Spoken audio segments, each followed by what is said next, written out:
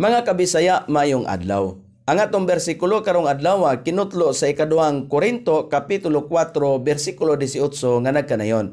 Samtang kita wala nagtan-aw sa mga butang makita, apan sa mga butang nga dili makita. Kaya ang mga butang nga makita mga lumalabay, apan ang mga butang nga dili makita mulungtad sa dayon.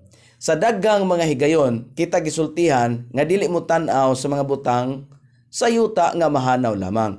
Ang yuta ug ang tanan nga anaa niini mga hanaw. Bisan ang yuta mismo temporaryo lang. Kini nagisgot pag-usab sa unod ug sa espiritu. Ang unod nagrepresentar sa tanan nga atong makita sa pisikal nga mga mata. Ang espiritu dili makita sa pisikal nga mga mata. Ang espiritu mao ang paglaom sa katawhan. Ang pagtuo sa espiritu, kita adunay hugot nga pagtuo nga ang tanan nga gisaad sa Dios iyang buhaton. Salamat og maayong adlaw.